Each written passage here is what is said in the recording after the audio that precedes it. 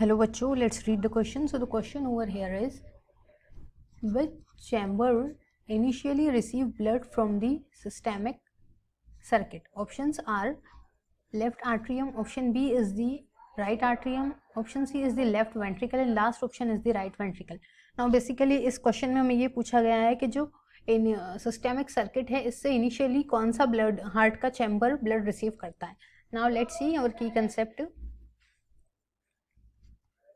So our key concept is systemic circuit. अब ये systemic circuit जो है ये कहाँ पे पाया जाता है? हमारे लेफ्ट वेंट्रिकल में. लेफ्ट वेंट्रिकल्स में ये पाया जाता है और ये क्या करता है? ऑक्सीजनेटेड ब्लड लेता है. ऑक्सीजनेटेड ब्लड लेकर सिस्टेमिक सर्किट किसको ट्रांसफ़र करता है? आर्टरीज को. देन आर्टरीज वो ट्रांसफ़र करती है ब्लड आर्ट्रियोल्स को. देन आर्टेरियोल्स वो ब्लड जो रहेगा ऑक्सीजनेटेड ब्लड हमारा प्योर ब्लड ये ट्रांसफ़र करते हैं कैपिलरीज को. कैपिलरीज. अब कैपिलरीज क्या करती है? ये जो ऑक्सीजनेटेड ब्लड होता है ये ऑक्सीजनेटेड ब्लड में जो न्यूट्रिशन होता है ये बॉडी के टिश्यू को दे देती है. देन बॉडी के टिश्यू को देने के बाद ये कलेक्ट कर लेती है अपना डीऑक्सीजनेटेड ब्लड और उनसे carbon dioxide and other waste product deoxygenated blood के फॉर्म में इसको अपने पास ले लेती है और देन वो किसको ट्रांसफ़र करती है? फिर अगेन वेन्यूल्स को. अब वेन्यूल्स जो है फर्दर ट्रांसफ़र करते हैं वो वेन्स को और वेन्स जो है एट लास्ट ट्रांसफ़र करती है वो ब्लड इन्फीरियर वेना कावा को. Vena cava means inferior vena cava को, बेसिकली वेना कावा. अब ये जो इन्फीरियर वेना कावा है ये कहाँ पे प्रेजेंट होता है? हमारे राइट आर्ट्रियम में. ये कहाँ पर होता है? राइट आर्ट्रियम में. नाउ इस तरीके से होता है हमारा सिस्टेमिक सर्किट. सो अगर हम इसका डायग्रामेटिक रिप्रेजेंटेशन देखते हैं सो ये हमारा हार्ट है. ये 4 चैम्बर हार्ट हो गया.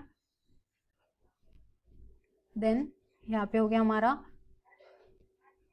Right atrium. यहाँ पे हमारा left atrium. This is our right ventricle और ये क्या है हमारा 4 चैम्बर हार्ट का लेफ्ट ये लेफ्ट वेंट्रिकल है. अब बेसिकली अगर देखा जाए तो ये जो हमारा सिस्टेमिक सर्किट सर्कुलेशन हो रहा है सो ये कहाँ से स्टार्ट होता है? हमारे लेफ्ट वेंट्रिकल से. सो थिन पाइप इस तरीके का हमारा निकलता है और देन इसमें क्या होता है? हमारा ऑक्सीजनेटेड ब्लड.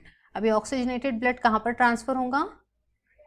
आर्टरीज को, देन आर्ट्रियोल्स को, देन कैपिलरीज को.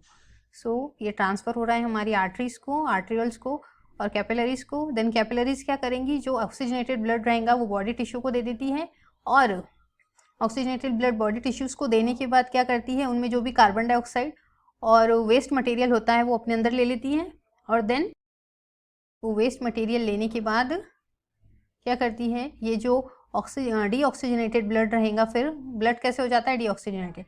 सो वो वेन्यूल्स को ट्रांसफ़र करती है and at last this is our systemic aorta. अब ये सिस्टेमिक एओर्टा जो है जैसे हमने देखा ये क्या लेता है? हमारा प्योर ब्लड जिसको हम ऑक्सीजनेटेड ब्लड बोलते हैं.